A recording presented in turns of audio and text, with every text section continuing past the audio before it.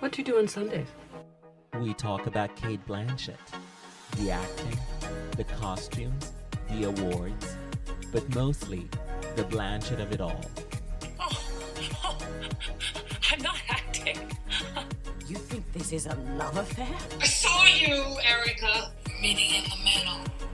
This is Sundays with Cate, and I'm your host, Murtada Elfadl. Welcome to a new episode of Sundays with Cate, our podcast series about the films of Cate Blanchett, and the second episode of our mini-series about the 2013 Cate Blanchett film Blue Jasmine.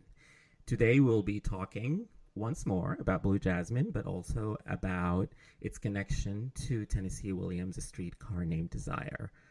And my guest is TV and film journalist Candice Frederick. Hello, Candice.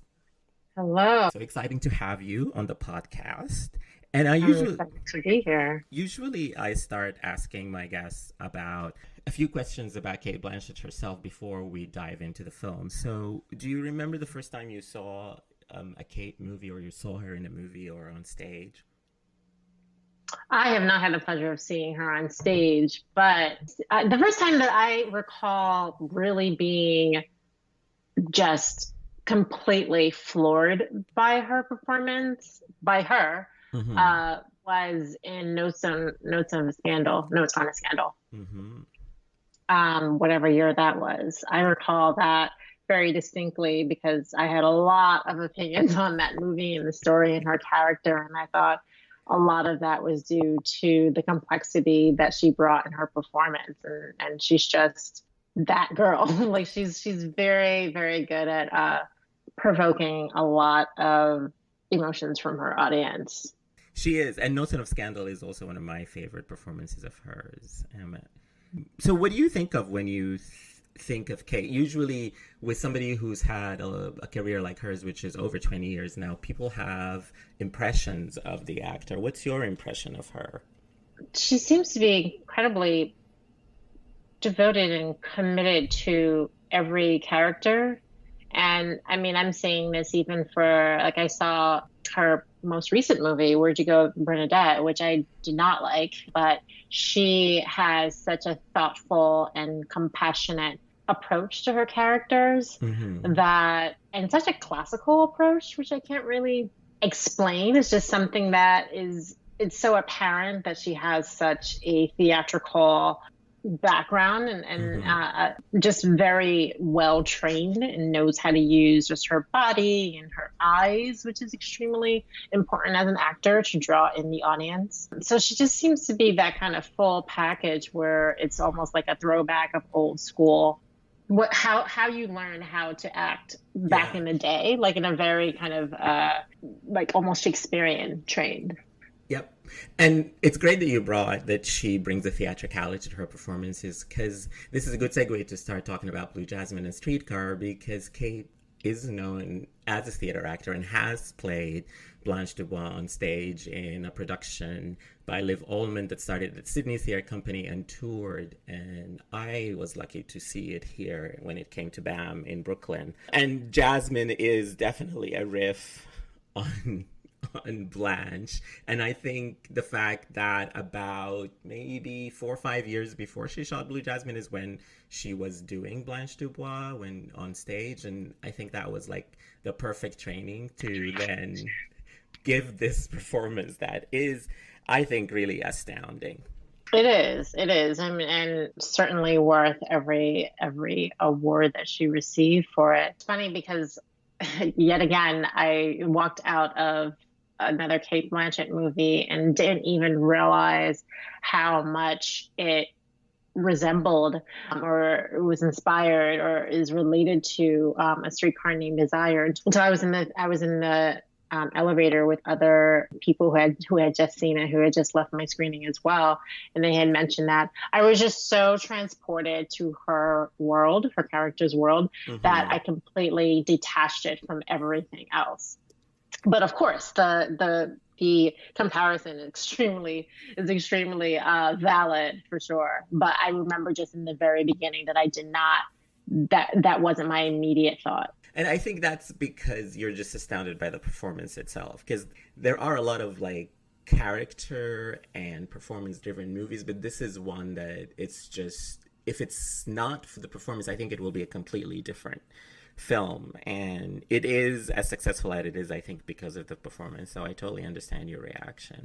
Yeah, I mean, I love the film in totality. I think everybody is fantastic in it. I think Sally Hawkins is also really, really, really, really good in it. It's a very different type of performance than I usually see her in, and that's probably just going back to Happy Go Lucky, which I always tie her to. No, I have never been to San Francisco. I'll be staying with my sister. Jasmine! Oh my God. Look at you. Your place is homey. Oh, the flight was bumpy. The food was awful. I mean, you'd think first class. I thought you were tapped out. I'm dead broke. Really, I mean, the government took everything. All I can say is you look great. Oh, now who's lying? So Blue Jasmine, as we talked about, is a riff on Streetcar. So as if you're listening to this podcast, you know what Blue Jasmine is about. Jasmine arrives in San Francisco to stay with her sister Ginger after the fallout from her marriage to a crook, and she is penniless. And then Ginger is the stand-in for Stella, that's played by Sally Hawkins. Chili is Sally Hawkins' boyfriend. He's the standout for Stanley. And this brings us to sort of like the first difference between Streetcar and Blue Jasmine, in that Stanley is not the focus. And this is also something that was apparent in the Liv Ullmann production. It's Joel Edgerton played Stanley there, but they made Blanche Dubois. They gave her the play again. That was something that I noticed in that production. And this movie takes that even further. I think Jasmine is at the center and everybody else. All the actors are working top notch, but they're also all around her, and she's the center of this story. And one of the things that they really took out is the sexual tension between Stanley and Blanche, which is one of the main things that ends that play tragically. But here, that doesn't exist. The tension here is completely different. It is a tension of class, and it is a tension of people who just don't like each other. Yeah, and even in a familial aspect, I would say, because I think that what I always got from the Tennessee Williams original production is that it always seemed like there was, not that Stella and Blanche were, that they disliked each other. It was just like they were just extremely different women and had way different, very, very different relationships to men, and particularly to Stanley. But I definitely agree with you with Blue Jasmine, that they really centralized Blanche in the original production. She's not really centralized. I would say that Stella is actually centralized in the original production, but she's such a quiet character that it seems like a lot of things are just happening around her. But I think that a lot of that is her trying to keep everything together, even, being acutely aware of the fact that her husband and her sister are deeply at odds and exposing things about each other that she has suppressed. But and I think that is kind of inverted in Blue Jasmine, where Jasmine, it's really focused on Blue Jasmine. We're following her experience and her point of view as that is unfolding. Although the quote unquote Stella and Stanley version that are in Blue Jasmine, there doesn't seem to be a tension between them like there is in the original production. No, there isn't. Yeah, I agree with you on that. The other thing that I think is different is that Blanche Dubois is written as really more vulnerable and sympathetic, even though she is, as Jasmine is, also not a great person. She's flawed, totally. I mean, and that's, I think that's where Blanche really, really excels. Like, she has like these forthright characters. And I believe that Jasmine is a lot more forthright than Blanche, who made no qualms about not being particularly a perfect person. But I think Jasmine does claim to be a perfect person. Yeah. Despite everything that she shows us. They are both sort of the architect of their own downfall. Both characters are. They come into the play and into the film with a web of lies, and they spin even more lies. But I think the little difference is that in the performance of Cate as Blue Jasmine, and in the performance and in the script itself, maybe Jasmine is more directly culpable in her downfall. Because as we know, at the end, she's the one who instigated the call to the FBI that led to the whole House of Cards tumbling down. And I love, there is one scene, there are a lot of scenes that I love, but one that I really sort of like is early on in the movie after Jasmine gets to San Francisco and meets Ginger in Chile, and they talk about her husband. And in this very chilling scene, I think in the backyard of a restaurant or in the backyard of the house, she talks about how Hal, her husband, killed himself in prison. And how he committed suicide. She's dead-eyed. She's talking about the mechanism of how he broke his neck in like lurid detail. And you look at her and she's completely dead-eyed, which to me sort of is an admittance of guilt, because she is going into such detail that she is admitting guilt to us, and she's giving us, so this is one of the things I like about the screenplay, they're giving us this so early on in the film, and the performance is telling us this woman is guilty of something so early on, and we actually don't know what it is until the denouement, which comes an hour and a half later.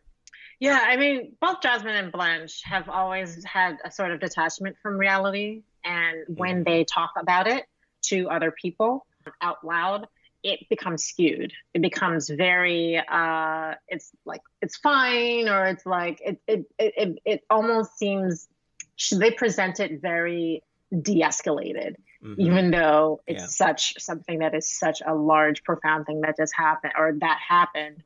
But every time that they talk about it, it's always, and I, because I love the moments between Jasmine and her sister, and I think that Cate and Sally work so well together, where there's such attention, like they're both talking, they're both very vocal about things. Jasmine even more so. I think her sister tries to just kind of appease her, but she also confronts her, but they talk around each other as sisters do, you know, when they, particularly this very aggressively passive aggressive way in which they communicate, and it's just like what you both are, they're not listening to each other, and that happened. There's a confrontation, and it comes to a head, and Jasmine almost thinks that she won the argument. I was just like, I don't think there's any winners here. I think it operates as it always has been. A Streetcar Named Desire has always operated in this sense of perspective and illusion, and what people choose to believe as a reality.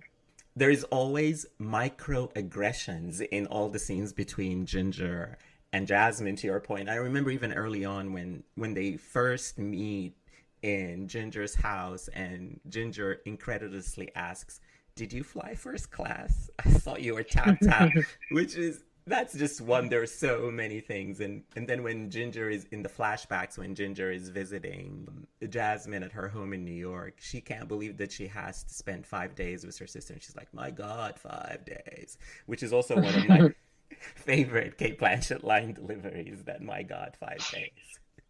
5 days. I suppose I'll have to invite him to my birthday party now. My God, 5 days. Because she always, Jasmine always thinks that everybody else is so incredibly beneath her, which is something that I feel like wasn't really as pronounced in the original production or in Tennessee Williams' play. I recall very distinctly Blanche just had such, she definitely had opinions about something. She definitely kind of turned her nose down at the brute. I remember brute being used, the word brute being used a lot to describe Stanley. Yeah. Mm-hmm.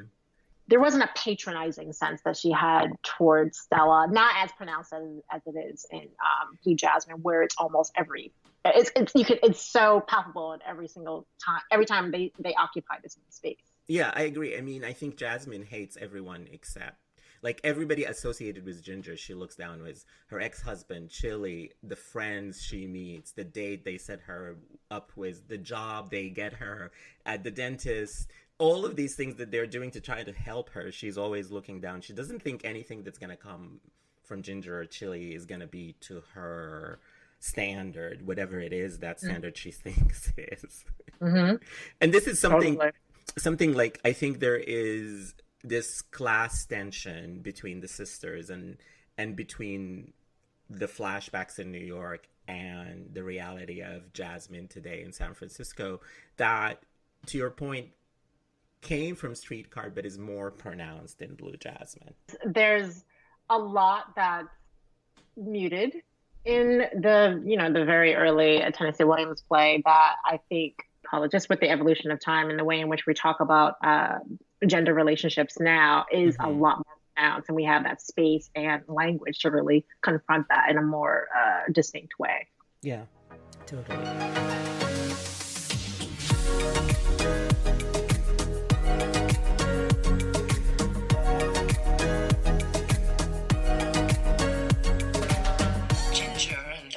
Completely different people. Yeah, she got the good genes. It's not genetic.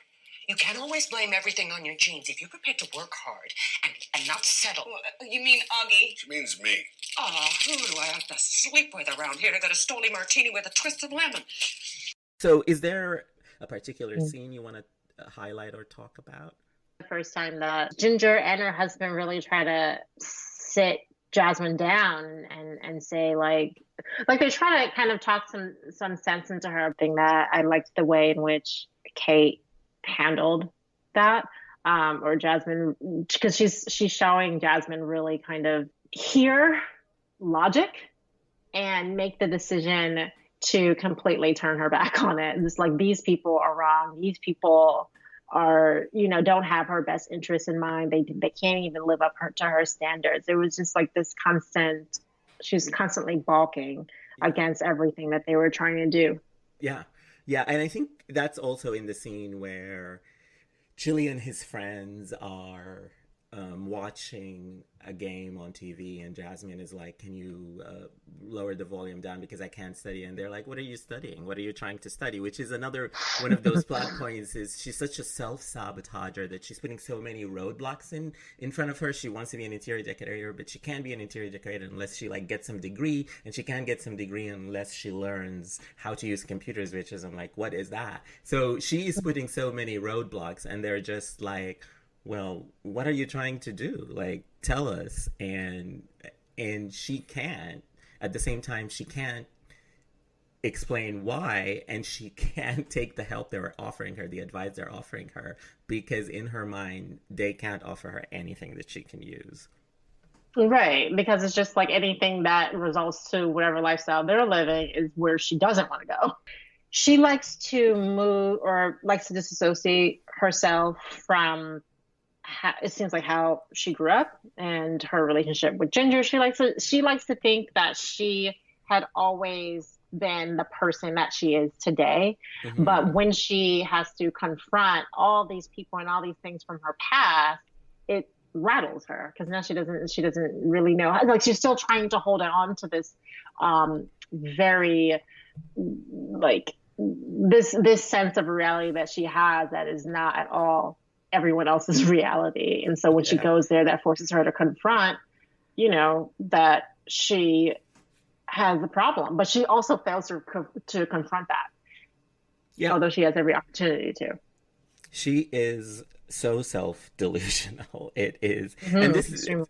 And also she is not only that, she's always either a little bit high or a little bit drunk or very, very drunk. And this is one of the performances that you really are always aware of the mental state of the character, not just because of the performance, which is a great performance, but also the performance is aided by makeup, by the wardrobe. So, the sweat stains, I think, are a supporting player in this movie, because you always sort of know where Jasmine is. What is she 4 Xanaxes in 2 or 3 vodkas in? And I love that. Yeah. Yeah, it's funny because also San Francisco is very notable for not having any humidity. And so there's really no reason for her to be sweating like this, especially when everyone else is not. But it is also just kind of making her seem even more disgusted with herself. The self-medicating is also helping support her vision of reality, so that she can escape her, her current space. And it's a constant, and it's so, you know, again, going back to the original Tennessee Williams, Blanche always had it together. Yeah. Like, you couldn't catch any kind of sweat stains on her. She just always had it together. You realize when you're reading it that something is off here, but she would never show it. Cate always shows it, but she's always like presenting herself as like so holier than thou. But Blanche always had a pristine approach that it almost like she can almost like glide through life completely undetected, whereas Cate just can't. I think some of the themes that are from, you know, Tennessee Williams' original production are, again, super, super pronounced. Like, now we can now see Blanche as somebody who never really had it together, and what that looks like, and exploring that a little bit more deeply, which I think that Woody Allen actually does very well here. Yeah, he does. I'm so surprised that he sort of denied that he ever saw Cate doing Streetcar, which it was in Brooklyn, and as she says, she doesn't go to Brooklyn, so maybe he didn't go either. And two, he sort of denied these allusions to Streetcar when it's so obvious that it's one of the things that, not the first time I saw it, because to your point earlier, the first time I saw this movie, it was all about just watching Cate. But as I've seen it so many times, you're just sort of looking for, oh, this is kind of a scene that's ripped from Streetcar. And there are articles online that actually say this is an adaptation. And even if you read any of the reviews for Blue Jasmine, they always start with allusions to Streetcar. I mean, even Manohla Dargis starts her review with, like, you know, the allusions to Streetcar is copious and obvious. I do recall him denying, I don't know, maybe he didn't see her on stage, and maybe, you know, he didn't have Streetcar in mind. It follows the exact same plot. It does, So yes. With different characters. So that is hard to believe, especially somebody who I know is also very trained in the theatrical classics like Tennessee Williams, Eugene O'Neill, and people like that. I don't quite believe that either. Yeah, and it is something that he has done not just in Blue Jasmine. In many of his movies, he riffs on other works. He riffs on Bergman. He riffs on Eugene O'Neill. So, yeah, this is definitely his riff on Tennessee Williams. And I wanted to talk a little bit also about just Blanche Dubois herself. Like, here it's Jasmine. Blanche Dubois as a character is called the Hamlet for actresses. So if every actor wants to play Hamlet, every actress wants to play Blanche Dubois. And yes, Vivien Leigh is the standard, and that is one of the best performances I think ever on screen. But I think Cate in this is also one. But there's so many other actresses who played her. Like, it's such a rite of passage. Jessica Lange, Rachel Weisz, Gillian Anderson. On Broadway, the last two revivals were Natasha Richardson and then Nicole Ari Parker, who did the all-black version of Streetcar. Why do you think this role attracts actresses, and why do they love to play her?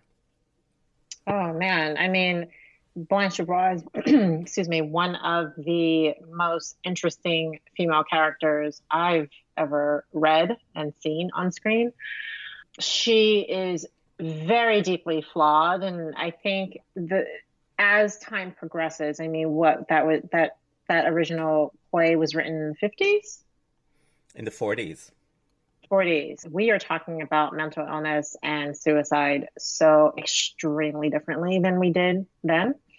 And you add the cultural nuances as in Nicole Ari Parker's version. I mean, there's so much opportunity for an actor to really excavate our deepest vulnerabilities, a lot that are uniquely female, and really talk about it in a way, in a different way every 10 years, because of the way in which we talk about the various themes of suicide, of loneliness, of mental illness, of class distinction. All of that is so very, the way in which we talk about all of those things now continues to unravel every 10 years. And so I totally understand why it's always, like, people always want to return to it. But it's also a study of just our own insecurities, and really talking about a very, very, very difficult character who, I mean, for an actor to bring out all of those aspects of womanhood, of of being a wife, of being a widow, of being a sister, of being potentially, I think, a rape victim. And it's just, Yeah. it's so much that is involved in this one character. If you can pull it off, you could catapult your career. Yeah. It is. Yeah, you're right. It's such a rich character. Yeah.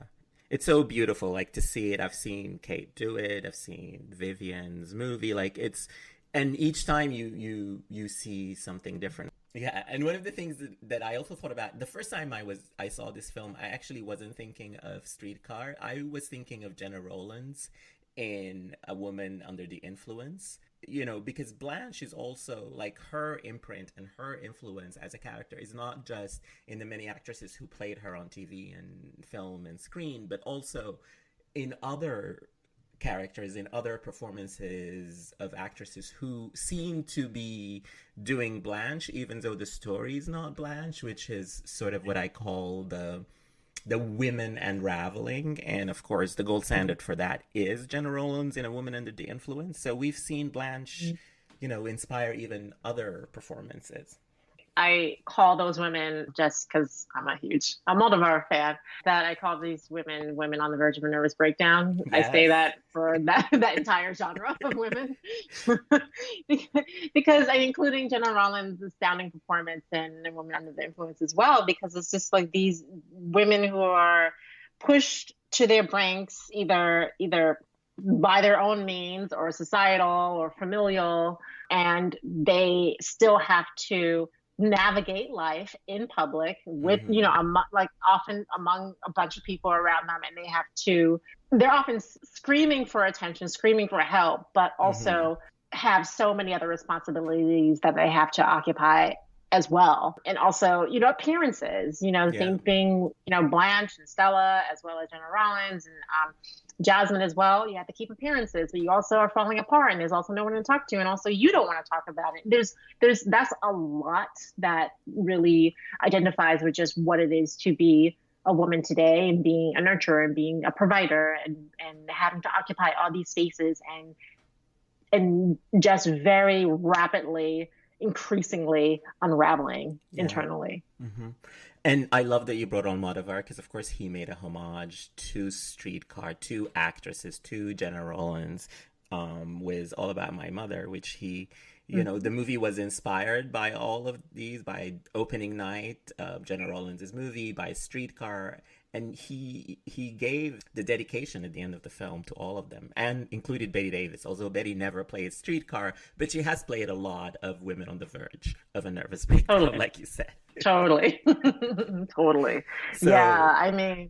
And another recent performance that I really love, that I think is also in this vein of these women, is Carey Mulligan in Wildlife, which is about another woman, this one in the 50s, and also was her marriage in distress, and trying to find a way out of that, and trying to find a life for herself after that, and being completely just not knowing what to do. And I think the zenith of that performance is that long scene where she goes to Bill Camp's house, and she's trying to sort of seduce him, as she sees the only way for her out is to find basically another man to take care of her, and she's trying to seduce this rich older man, and it is sort of a crescendo of a performance. It reminded me of Cate in Blue Jasmine, in that Carey Mulligan in that scene is also charting you exactly how inebriated she gets as the scene goes along, and you can see that. And I love when I can sort of see that in an actress performance, just the mental state and the physical state of the character merging together in the performance, which not a lot of people do, which is why I always love to see it. That's a really great example. I mean, I continue to say that time is such a huge factor, like the era is such a huge factor. And we just brought up very different decades. One on the verge of a nervous breakdown, All About My Mother, A Woman Under the Influence, Blue Jasmine, and Wildlife, all very, very different eras. And you see she reaches this character that they're all essentially playing reaches her full mental breakdown in Blue Jasmine, but you see how incredibly contained I think it is in Wildlife or in the original Streetcar Named Desire, or even as scary as it got in Women Under the Influence, she still tried to maintain a sense of stability, just not successfully. But you see that there's a difference between the era of Women Under the Influence as well as Wildlife, which is like, all she did is really just cheat on her man and she got drunk, which is not very, which is, it's not very like controversial, but at the time that is like considered clinically insane. Yeah. And absolutely. so, but you see how definition of just insanity and mental illness and the way in which we discuss it now and the way in which it's portrayed now, and even under, a woman under the influence, it reaches its pinnacle where it's just like, it can't be, it's like full insanity at this point. Yeah, that's really a very good point.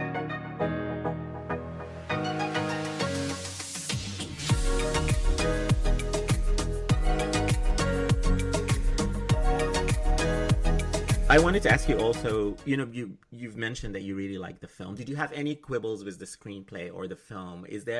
Are there parts when it sagged for you? Because for me, for instance, I saw the whole Louis C.K. subplot is just like, I don't know where it came from and what it helped to serve. But did you, and I've already mentioned that, but so I don't want to repeat myself, but is there anything that you thought maybe wasn't as well as the rest of the film?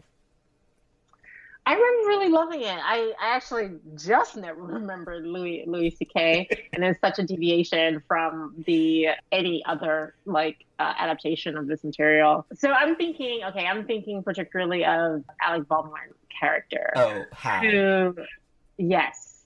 I mean, again, I don't really have any quibbles with the movie at all, but I remember being struck by just his visibility in the film, because that character didn't have as much, from previous productions, he didn't have that much of a role, but they really kind of personified him in this in a way in which I think previous productions didn't, which I found striking.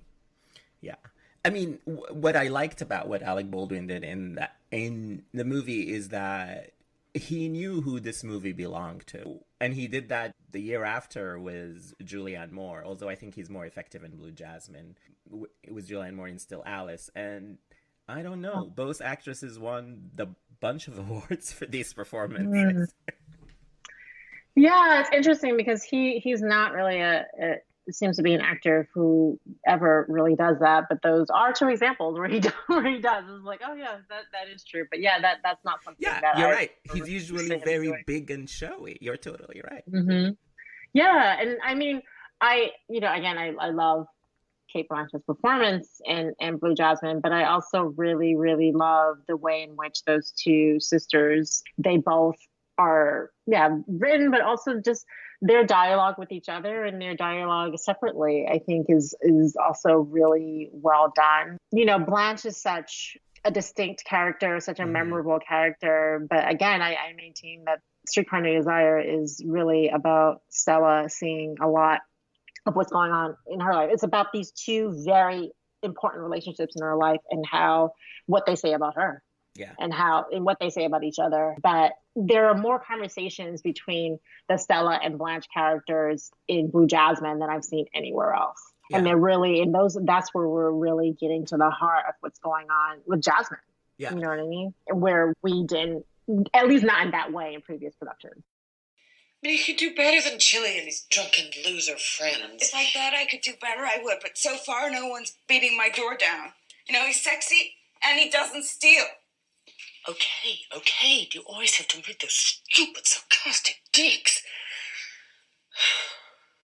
And one of the things that, when I was doing research for these episodes of the podcast is I read a lot of press that appeared at that time.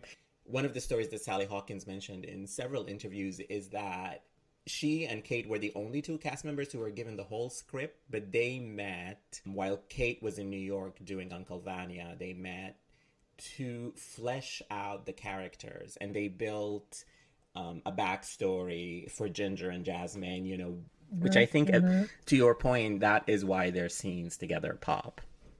Oh, totally. Totally. I mean, they're such different people. And, you know, even when Jasmine does make a valid point about Ginger, you know, it's still like, because Ginger is so confident or so comfortable with her life that everything Jasmine says to her, it just bounces off of her because she's comfortable and she's also stable. She's more stable than Cate. You say anything about, I mean, more stable than Jasmine. You say anything about Jasmine, and she just it's a fight. Yep. I have a fun question for you. So I use a lot of Blue Jasmine's quotes in my real life. So sometimes, you know, I think I would say that I saw you, Erica. I have said that to people. Have you said any of these quotes in your real life? I don't remember saying. I know that I don't say any of the quotes in real life, not from this particular movie, though I love it. I remember Jasmine saying something to the effect of like, she was saying something along the lines of, can you not fight in here? I can't take it. I haven't taken my Xanax yet, or something to that effect. My Xanax hasn't kicked in yet. My Xanax hasn't kicked in yet, yes. And so I mean, like, that's something that I just remember because it's something that could definitely apply to a lot of things. It's just like, I can't take this moment right now, because that's how she reacts to everything that's not about her. I can't take this moment. Like, I need to suppress this moment. Yeah. Can you please not fight in here? Don't think I can take it. For some reason, my Xanax isn't kicking in. That scene also has the famous line, because after she says that, and then she's talking to Chili and to Ginger, she says the famous line of, who do you have to sleep with around here to get a Stoli Martini with a twist of lemon? Yeah, I do remember that, yeah. I know. Which is amazing. Yeah. I mean, like, she was never without some type of sedative. Yeah. And this is where I think the script is so brilliant, in that all these lines are so memorable and they pop, and it is also the performance. She just has a way. I think she's one. Sometimes when you watch Woody Allen movies, because some actors don't know how to deliver his lines, because I don't think they're easy. They are the way people speak, but they're also not. It's a mix of like his idiosyncratic way that he speaks and the way that real people speak. And some actors just completely fail and they don't know how to do it. Kenneth Branagh is a famous example, even though he's a great actor. But Cate has a way of just taking these lines and this perfect Upper East Side New York accent as Jasmine, just making them perfect and memorable. And there's so many here. Yeah, she has it kind of makes her really perfect for the role, because she has, you know, again, such a, I don't want to say holier than thou, but something where it's just like she has such a theatrical talent that is a bit like above a lot of people, because it comes from such a like an old school, like, you know, very almost Shakespearean, which I mean is super pretentious. And so yes. I mean it's also extremely good, but it's very pretentious because it almost goes over a lot of people's heads. But she also plays a lot of these broken or emotionally detached characters that are extremely grounded. Like, she has like a duality to her where she's like above everybody else, but also like completely inconsolable. Yeah. So now I have some questions to you about Cate Blanchett. Are you ready? Yeah. As ready as I'm gonna be. Okay. Is there a time where you thought Cate was underrated? She is somebody who's, you know, she has won many awards, is loaded as one of the best actors of all time and definitely of her generation. But is there a performance that you like that you think maybe other people haven't appreciated? She is super highly rated. Not overrated, but extremely highly rated. Yes. So I'm trying to like think, because she like, it almost seems like anytime she does anything, she's nominated for something. It's fair. I mean, I love Babel. I know a lot of people didn't, but I love Babel. Yeah, and that is a small part. She has the habit of taking these small parts just because they interest her. a character and performance that really was very important to the plot and very important to another character. And so it really, though she might not have as much screen time, her performance is felt because of the value that it has to the plot. Yeah. Who is your favorite Cate scene partner?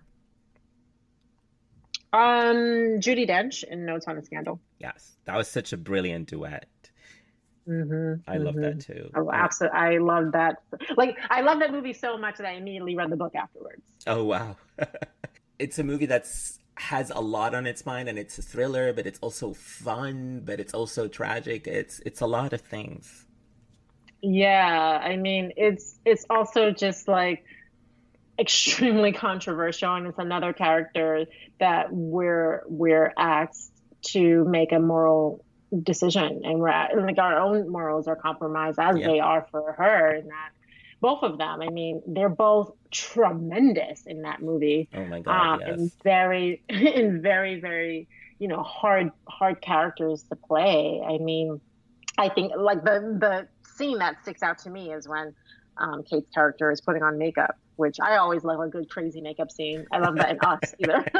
I love a good crazy makeup scene. Like, what is going on? Yeah. Elizabeth Moss in Us, same thing. Yeah, yeah. That is a very good one, yes. Who would you like to see Cate work with, Candice? Maybe, she's worked with Julianne Moore, right? Yes, but in kind of movies that nobody remembers, like early on in their careers. And they were in that awful movie, The Shipping News, but I don't think they had any scenes together. But I like that answer. I don't think they have worked together since they became Cate Blanchett and Julianne Moore. So, yeah, I mean, that might be just a lot to deal with for the two of them, because they're both very much, I filed them both under Women on the Verge of a Nervous Breakdown. Elizabeth Moss, the same thing. That's like a genre of characters that I think that the two of them have played relentlessly. And I threw Elizabeth Moss in there particularly. Somebody else is escaping my mind, but that they definitely deserve that genre. They mastered that. And maybe Almodovar can do it. Maybe he'll be the one to bring them together, because if there is any director who understands those type of women, it's him. And maybe he's the only one who can actually deal with having multiple characters like that in one movie. Oh yeah, I think he totally can. And no one, I mean, very few directors, none that I can really think of, has dealt with female complexity so vividly and so compassionately as he has. And so There you go. I think that's a great answer and a great way to end our conversation. Thank you so much, Candice, for coming on Sundays with Cate to talk about Blue Jasmine and Streetcar. And before we go, let our listeners know where they can find you and your work. You can find me on Twitter at, you can just put my name, Candice Frederick, and my Real Talker handle will come up. You can find my work at CandiceFrederick.contently.com. And you can find me on Twitter at ME_says, and follow the podcast on Twitter and Instagram at Sundays with Cate. And until next time, thank you for listening.